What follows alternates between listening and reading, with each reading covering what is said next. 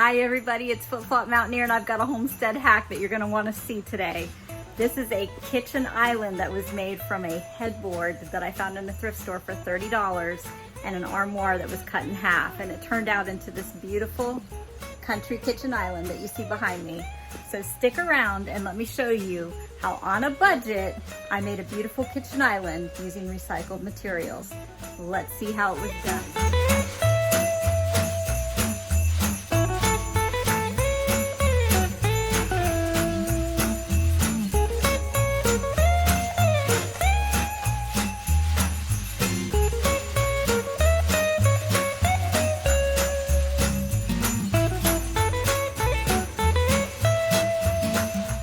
Alright, before I show you how to make your kitchen island on a budget, I need you to help me with my budget. And that would be as simple as hitting like and subscribe. Yes, that little button that says subscribe, that helps me out tremendously. Or like my video. Also comment. Tell me what you think. Give me some ideas. And just in, these wonderful stickers you can buy 3x5s. These are decals. We have Country Cooking Keeps You Good Looking. Or Is Your Fly Down, Polk County, Tennessee. So order that. Keep me going. I appreciate your time, and let's get back to making this kitchen island for under $100. Welcome to my kitchen, y'all. This is it. This is the queen size headboard that I got, and I chopped off the legs to the headboard and I made this into my new kitchen island. I do need to take it apart so I can show you how we put it together and how we made the base. The base was made from an armoire. You can find armoires pretty inexpensively nowadays at your local thrift store or even yard sales. Make sure they are solid wood. That's gonna help you when you go to create this. And let's just get to it. Let me take this apart. It is heavy, so it might take me a minute. Give me a minute, y'all. Okay guys, now to the base. The base, this part right here, used to be a big TV armoire. Remember those big clunky old TV armoires for the big clunky old TVs? That's what this was. It's been cut in half, as you'll see. Let me just turn it around so I can show you here. That's what it looks like on the top. It's just been cut right in half. Took the top part right off. And that is how you make an armoire into a base for an island. Now at the bottom, we did add some wheels so that we can roll it around. I probably won't show you that because it's too hard to show you, but there are good sized industrial wheels on the bottom. We added that to the bottom of the armoire base so that we can, locate it anywhere in the kitchen we'd like. And then we've still got the storage.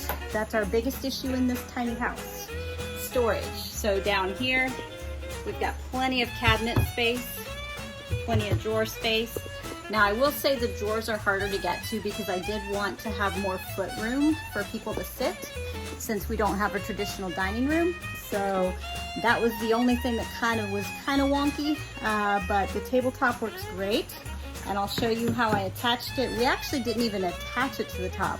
We made like a track that it can just slide on and slide off. That way if we need to move this heavy piece of furniture, because this headboard is heavy and so is the base. So if we ever need to transport or move it, it's easy to do that. And let me take you up underneath the headboard so you can see how we did that, okay? Let me switch angles and I'll show you the back of the headboard so you can see how we placed it on top of the armoire. It is imagination time. We're gonna show you how we did this. This, of course, is the headboard, okay? We cut the legs off, and then on the back, I'm gonna show you what we did. This is how we get it on and off the armoire base. So let me take you around. It's gonna take me just a minute, because I'm in a tight space. But this is the back, as you can see, of the queen size headboard converted into a kitchen island. And all we did was we found two scrap pieces of wood, the one that's right by my hand here, and then the other one that's down at the other end by my red refrigerator. And those act like a track that slides right on and right off of the top, right there, of the armoire. So if we ever needed to, for whatever reason, relocate this, we could easily take the top on and put it back, or take it off and put it back on without even a screwdriver. Pretty clever, eh? So let me show you some of the embellishments we put on just to kind of make it our own on the Armoire base, and then that will be about it. So for under $100, you can get creative and make a kitchen island that is much bigger and much nicer than what you find in the stores. All right, to make it our own and to make it fit in with our decor, as you can see, we found some embellishments along the side. That is my "Please do not feed the bear" sign. And then right above it is what we found at like your salvage type place. It was a household salvage place, and that we have one on each end, so you can put dish towels if you wanted to. But we just like the look of them, so we did it more for aesthetics and looks than we did for anything else. And in the front we didn't change, that's just what the Armoire looked like. And then let me take you to the back where my bar stools are. And we just added a sign. It just basically is just a rustic sign that says cabin rentals. And it kind of just beefs up the back, and you really don't see the back of the Armoire because of how our kitchen is designed and the lighting. So for us it works. I'm going to get more stools. Right now I only have 4, but with this newer, larger tabletop, I'm able to seat around 12 people right here easily in my kitchen.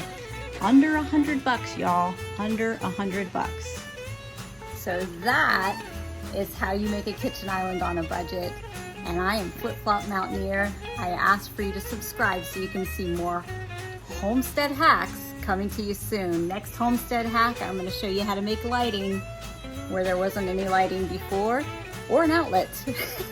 So stick around. I'm going to show you how you too can do this on a budget.